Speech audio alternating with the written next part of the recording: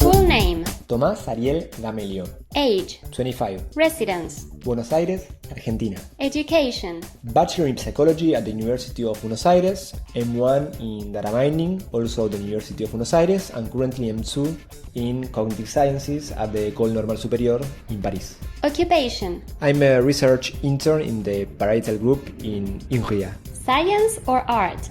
Science. Booba or Kiki? Buba. The dress is blue and black or white and gold? White and gold, no doubt. Joystick or eye tracker? Good morning, good evening, how are you? This is the Augmented Cognition Podcast, and we're going to be talking with Tomás D'Amelio, our guest for this episode. The idea is to know him and get more involved in the career of this young student who is taking his first steps in research. Welcome, Tomás. How are you? I'm good, thanks you for the invitation. It is a pleasure. Oh, the pleasure is all mine. Tomás was working on an internship in 2017 at the University of Barcelona in Hans Supèr's laboratory. And I invited him today to talk about a work that emerged as a result of that internship. The title of the paper we're going to focus on is Novel Interactive Eye-Tracking Game for Training Attention in Children with Attention Deficit Hyperactivity Disorder. The idea is that we use that paper as a trigger to talk about attention training in general. The listeners of this podcast can find the reference of this paper and all those who support the information we will give in the Spotify and YouTube description of this episode.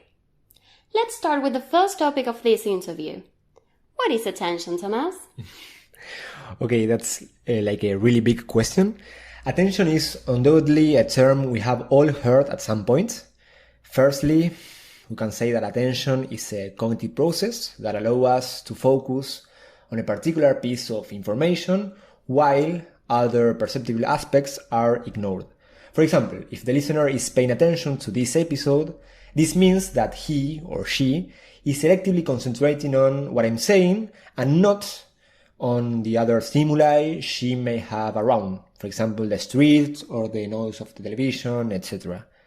However, talking about attention as if it is a unique concept has some problems. It would be more appropriate to talk about different types of attention. And which are these types of attention? Okay, as you can imagine, there are almost as many types of classifications as researchers are working on this topic. But within the more mainstream classification of attention, we can find selective attention, divided attention, and sustained attention. Selective attention refers to what I was saying before, being able to concentrate on a single source of information, discarding other types of stimuli that may interfere. A funny example is the cocktail party effect. I don't know if you hear about that. No. This describes how, for example, you can concentrate on a single conversation even in the middle of a very noisy, overcrowded room. Yes, this is not like an example in this COVID era. Then we have divided attention, which refers to allocating resources to attend to more than one stimulus simultaneously. And what happens in this case is that the simplest tasks have to be automatized. For example, if you are making pasta while listening to this podcast, possibly you are not paying attention to how the pot is filled with water, but to what I'm saying. And finally, there is sustained attention, which has to do with keeping your attention on a given task for a given period. As you can imagine, if this type of attention doesn't work well, being able to study or to work becomes a really difficult task. Okay, let's focus especially on this. What happens when attention does not work well? Well, there are different psychopathologies that in one way or another affect attention. For example, it is clear that if you are depressed, the attention you can pay to the stimuli in your environment is quite low due to the lack of motivation.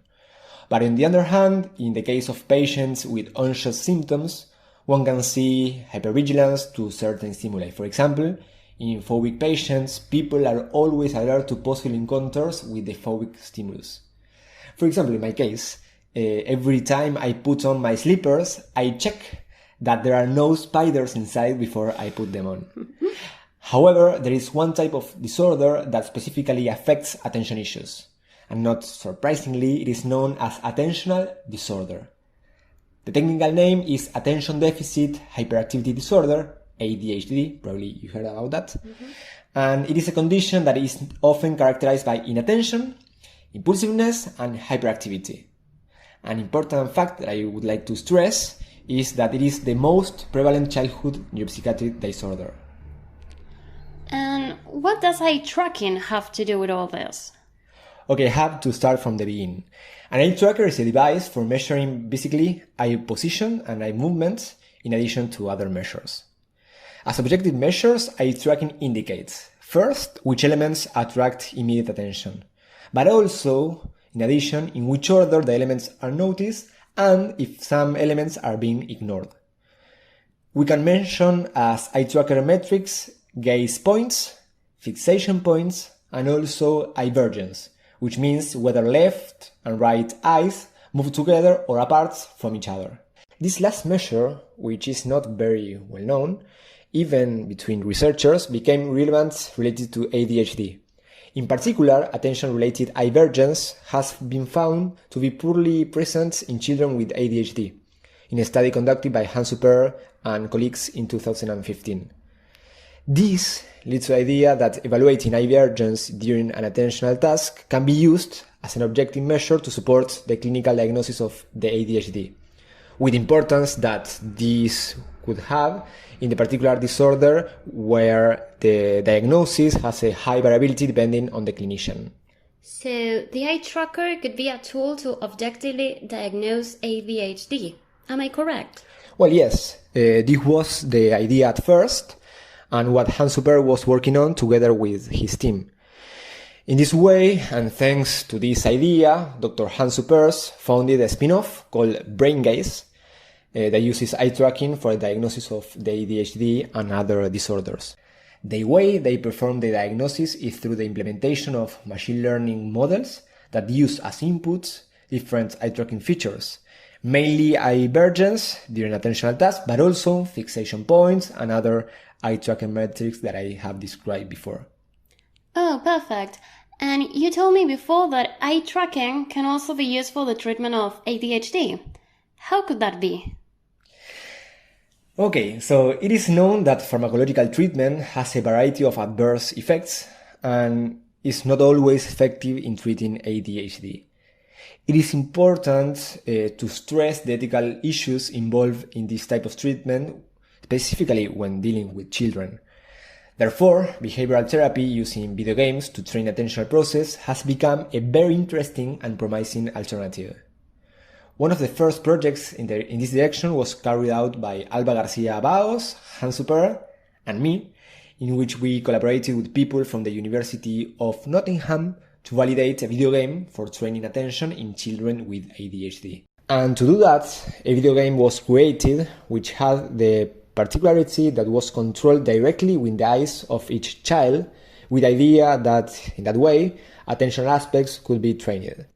In this game, each child embodied a magician who had to complete different levels. For example, one of these levels required him to create a snowflake with his eyes, keeping the fixation on the center of the screen, and avoiding being distracted by certain creatures that try to distract him during this task. And concerning what we were talking about before, we can see that through this level, selective attention is trained. But during the game, divided attention and also alternating attention were also trained. And depending on their performance, each child got different stars and went from one level to the other, trying always to maintain the children's motivation with this kind of reinforcers. And how did that training turn out? Did it work? Well, the results we got were quite encouraging.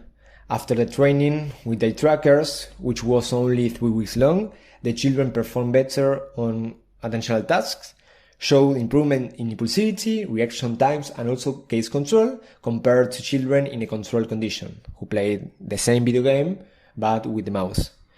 In this way, we could see that the active component of this treatment consists specifically in the use of the eyes as controller with the eye tracking device. Okay, as you're describing it to me, it seems that it worked perfectly. But what limitations were found when discussing the results? Initially, we noted that the game was very well received by children under 12, who reported that they enjoy playing the game and that the challenge was appropriate for them. But in children over 12, they were a little bored when playing the game, so we can think that at least the training that was tested in this study should be appropriate for children under that age.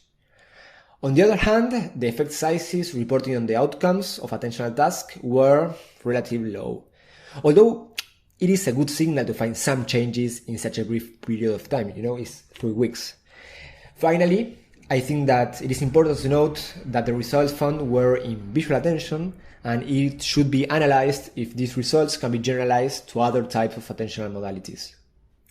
Okay, to conclude the episode, Tomás, what clinical repercussions do you think this research could have?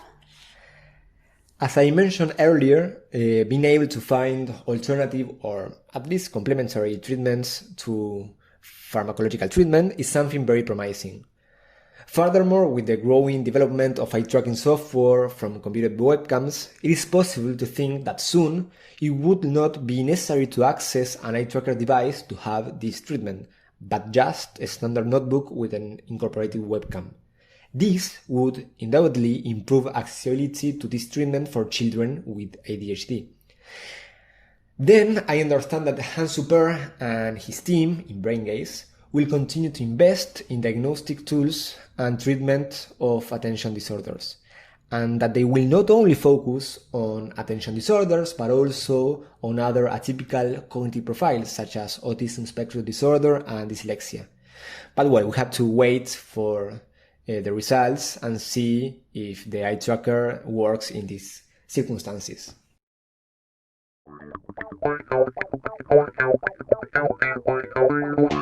Well, this is it. In this way we conclude this first episode of Augmented Cognition Podcast. I would like to thank Tomás D'Amelio for his participation. Don't forget to leave your comments in the podcast app from which you are listening to this episode, or directly on Schoology. My name is Camila Cremades, and see you in the next episode with more exciting augmented cognition content. Bye-bye! Joystick or eye tracker? Eye tracker, obviously.